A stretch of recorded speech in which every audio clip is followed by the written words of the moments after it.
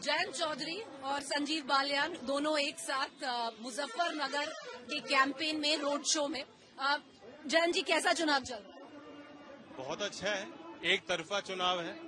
ऐसा चुनाव शायद मैंने देखा अपने राजनीतिक अनुभव में। लोगों ने मन सा बना रखा है और बहुत आत्मविश्वास के साथ जमीन पे, चाहे वो हमारा वर्कर हो, बीजेपी का वर्कर हो, साथ तालमेल बना के काम कर रहे हैं। बालियान जी, गर्मी तो बहुत है, चुनावी गर्मी दिख रही है या नहीं दिख रही है? ठंडा चुनाव लग रहा है। देखिए, इन लोगों को देख के आपको गर्मी लग रही होगी जरूर। ये ट्रैक्टर पे जो पिछले 1 घंटे से आपको आगे भी नहीं निकलने दे रहे, इससे ज्यादा गर्मी और कहाँ आई? जैन जी, एक सवाल है, जो मुजफ्फरनगर का चुनाव है वो प्रैक्टिकली मान लीजिए जो वेस्टर्न यूपी का मेन चुनाव यहीं से ही होता है, और अगर 2019 में देखा जाए तो ये कॉम्बिनेशन अनथिंकेबल था कि जयंत चौधरी और संजीव बालियान इकट्ठे एक रथ में कैंपेन कर रहे होंगे, क्योंकि 2019 के इलेक्शन में इन्होंने आपके पिताजी को मात्र 6000 वोटों से हराया था। 5-5 लाख वोट दोनों के पड़े थे। राजनीति है या क्या है? जब नंबर 1 और नंबर 2 दोनों मिल जाएंगे तो जो मुख्य प्रतिद्वंदी थे, आमने सामने थे, जब हाथ मिला के साथ चलेंगे तो गति के साथ चलेंगे और कुछ अच्छा करने के लिए चलेंगे। बालियान जी, कभी सोचा था जो बिल्कुल टक्कर का एक जो फाइट होता था मुजफ्फरनगर में, जो चौधरी अजीत सिंह के आप खिलाफ थे, कि ऐसा कभी होगा जयंत जी के साथ बैठकर एक चुनाव लड़ेंगे मुजफ्फरनगर? आप हमारे गांव नहीं जानते। हमारे गांव, हमारा किसान यही चाहता था कि दोनों पार्टियां एक हों, क्योंकि यहाँ का जो किसान है, जो भी वर्ग है, वो लोकदल को दिल से प्यार करता है। चौधरी सिंह की, वो चौधरी जी ऐसे नायक हैं यहाँ, उन्हें आप ये कह सकते हैं भगवान के बराबर का दर्जा है क्षेत्र। तो लोकदल से भी प्यार करता था और मोदी जी से प्यार करता था। तो जनता की भावनाएं नीचे यही थी कि दोनों दल किसी तरह से एक हो जाए। जैन जी, जैसे ये चुनाव गया है, बिल्कुल अगर 2019 का चुनाव अगर हम देखें बिटवीन आरएलडी और जो बीजेपी में लड़ा गया था, अगर अंग्रेजी में उसे ब्लड फ्यूड टाइप कहेंगे, जो आपका कार्डर है was completely aligned to the cause of the RLD, Ajit Singh, Chaudhary, Jayant Singh, आपको लगता है वो वोट ट्रांसफर हो पाएगा बीजेपी को या मुश्किल रहेगा? राजनीति में साथ गठबंधन करने का निर्णय इसलिए लिया जाता है कि आपके कार्यकर्ता, आपके मुद्दे और वो ट्रांसलेट हो वोट में। अगर आप किसी को राजनीतिक ना फायदा ले पा रहे हो ना दे पा रहे हो, आपसे कोई गठबंधन क्यों करेगा? वर्कर इस बात को अच्छी तरह समझता है। अगर वो चाहता है कि लोकदल के मुद्दे आगे हों, मुझे ताकत देना चाहेगा, तो वो जहां हम लोगों ने फैसला लिया वहां उसके पक्ष में मतदान करेगा और कराएगा। जो आपका लोग लड़ रहे हैं वहां मजबूती से लड़ेगा, जब बीजेपी लड़ रही है उसको लड़ाएंगे।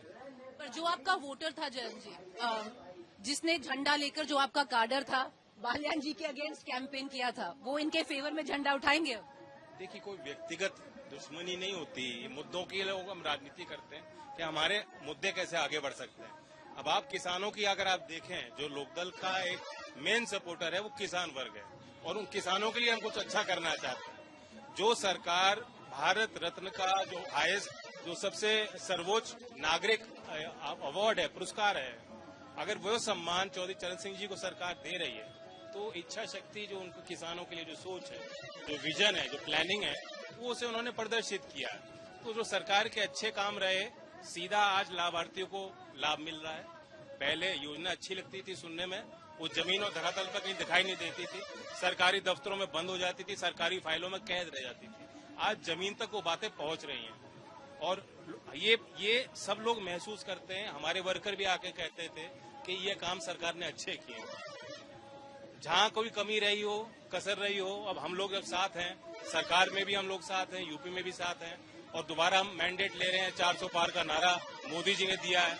जब उस लक्ष्य को हम पूरा करेंगे तो किसान देश का विश्वास कर सकता है कि 3rd टर्म में मोदी जी और अच्छा काम, बेहतर काम किसान का मेरे वर्ग के लिए करेंगे। बालियान जी, जब 2019 में सपा, आरएलडी, बसपा तीनों को आपने हरा दिया, एक कंबाइन थी, तो इस बार आरएलडी की क्या जरूरत पड़ी? देखिए, पहली बात तो ये समीकरण होते हैं। चौधरी साहब बहुत बड़े नेता थे, मैं उनके सामने मैं हमेशा यही कहता था, बहुत बड़े नेता थे, मैं कुछ नहीं था। समीकरण होती है तो परिस्थितियां होती हैं, और आपको इस अलायंस को अगर देखना है जमीन पे उतरा है नहीं उतरा है, तो आप मेरे साथ इसके बाद किसी गांव में चलना। और ये जो ट्रैक्टर पे 2 झंडे दिखाई दे रहे हैं, राष्ट्रीय लोकदल का और भारतीय जनता पार्टी का, ये गवाह है कि गठबंधन जमीन पर उतर चुका है और सब लोग एक साथ हैं। गांव के विवाद समाप्त हुए हमारे यहाँ। बहुत से गांव ऐसे थे जहां बहुत दिनों से विवाद चल रहे थे पॉलिटिकल, 1 मिनट नहीं लगी। बल्कि आप ये कहिए पिछले बहुत दिनों से किसी गांव में कोई विवाद नहीं रहा, सबने बैठ के फैसले कर लिए, सब सुलझा लिए, सब एक परिवार के। असली फायदा गांव के स्तर पर इस गठबंधन का हुआ है। सब विवाद समाप्त है, भाईचारा बहुत अच्छी तरह से। और ये सड़क मैं आपको बता दूं, ये सड़क वो सड़क है जैन चौधरी जी इस पर पदयात्रा की थी समाजवादी पार्टी सरकार में। याद है मैंने इंटरव्यू किया था इनका। ये वही सड़क है, अब ये नेशनल हाईवे है।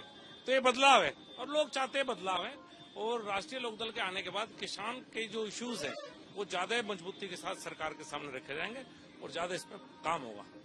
जैन जी बस आखिरी 5 मिनट लूंगी आपके।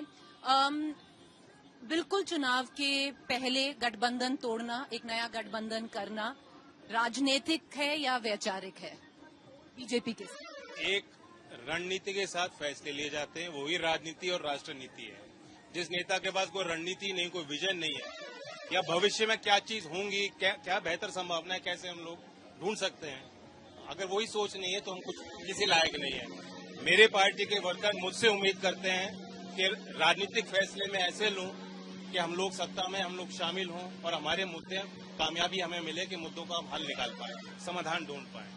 और उसी ओर मैंने फैसला लिया। कोई मलाल नहीं है, हमारा कोई व्यक्तिगत झगड़ा है, विवाद नहीं है।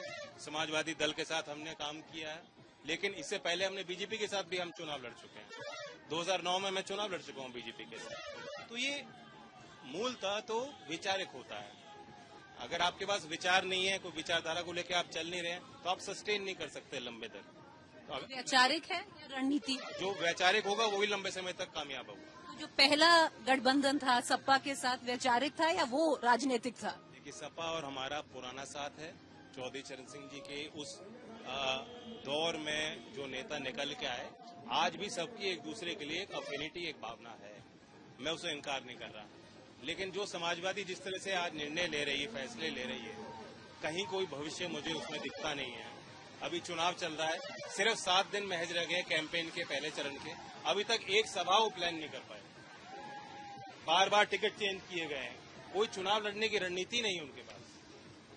सपा एक सवाल बार बार कह रही है कि फर्क नहीं पड़ता, जो आरएलडी जैन चौधरी जी के वोटर हैं वो पहले ही भाजपा को वोट दे रहे हैं।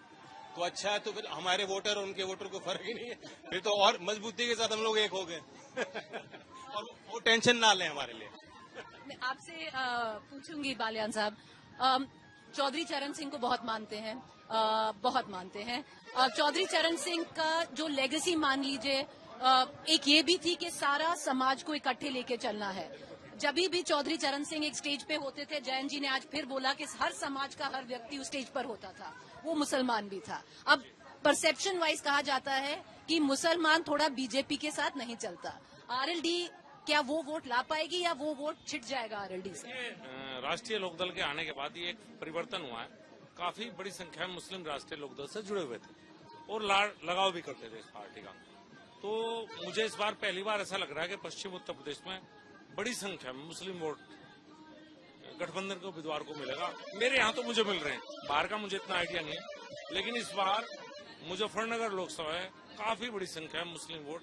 आप मुस्लिम गांव में जाकर पूछिए, बड़ी संख्या में मुस्लिम गठबंधन को वोट देगा इस बार। जो पिछली यूपी के चुनाव रहे वो कम से कम मुजफ्फरनगर क्षेत्र के लिए बढ़िया नहीं थे, क्योंकि उस वक्त ये किसी और के साथ थे और तब कम से कम 4 सीटें आपके पास नहीं आ पाई उस वक्त। आपको लगता है वो समीकरण बदलेगा? तो अब सब साथ आगे ना, इकट्ठी होगी ना सारी सीटें, तो फिर बचा क्या है? बिल्कुल कोई दिक्कत ही नहीं है। नल कमल के साथ देखिए, पानी के बाद पहले नल चलेगा, पानी आएगा, फिर कमल खिल जाएगा।